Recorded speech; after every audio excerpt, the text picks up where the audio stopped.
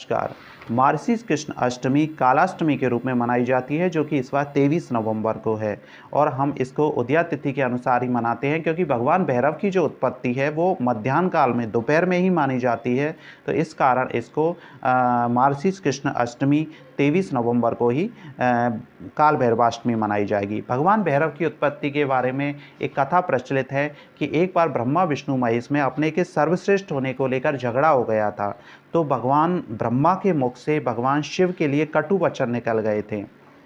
भगवान शिव ने तो उस पर कोई ध्यान नहीं दिया था, लेकिन भगवान शिव के शरीर से एक प्रचंडकाय कंपायमान विशाल दंडधारी काया प्रकट हुई थी और उस काया ने अपने बाएं हाथ के नाखून से भगवान ब्रह्मा के 5वें सिर को काट दिया था और वो दंड के ब्रह्म हत्या के पाप के भागी हुए थे और उस पाप से मुक्ति के लिए उन्होंने भारत के सारे तीर्थों का भ्रमण किया था, लेकिन उनको मुक्ति नहीं मिल पाई थी। तो अंत में काशी में जाकर के वे ब्रह्म हत्या के पाप से मुक्त हुए।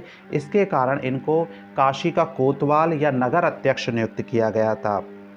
और यदि देखा जाए तो काल भैरव की 2 शाखाएं हैं, एक बटुक भैरव और एक काल भैरव। यदि देखा है भैरव उपासना की 2 शाखाएं काल भैरव और बटुक भैरव। काल भैरव जो है वो एक प्रचंडकाय यदि देखें दंड नायक के रूप में है, और जब बटुक भैरव है वो बाल रूप में भैरव के बाल रूप में माने जाते हैं, एक सरल रूप में माने जाते हैं। दोनों की उपासना भी अलग अलग होती है, दोनों के मंत्र भी अलग अलग प्रचलित हैं। और जहाँ तक देखा जाए तो भैरव 8 रूप में प्रचलित है भैरव के। यदि देखा जाए तो असितांग, रुद्र, चंड, क्रोध, उन्मत्त, कपाली, भीषण और संहार नाम से है।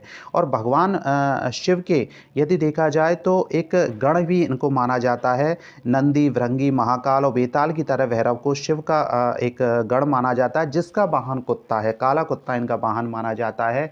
और जहाँ तक इनकी पूजा का प्रचलन है तो अब काल भैरवाष्टमी को आप सबसे पहले शाम को 6 से 8 के बीच में इनकी पूजा कर सकते हैं। सर्वश्रेष्ठ मुहूर्त इनका जो है शाम को रहेगा और उसमें आप एक चौमुखा दीपक तेल का एक चौमुखा दीपक लगा सकते हैं और उसमें 1 रुपये का सिक्का रख कर के भगवान काल भैरव के आगे रख कर के और अपने गलती और अपराधों के लिए क्षमा मांग सकते हैं और भगवान काल भैरव से अपनी रक्षा का एक वचन ले सकते हैं, रक्षा के लिए उनसे प्रार्थना कर सकते हैं। साथ ही उनके लिए एक नींबू की माला पहनाना भी बहुत अच्छा रहता है काल भैरवाष्टमी के दिन भगवान भैरव को।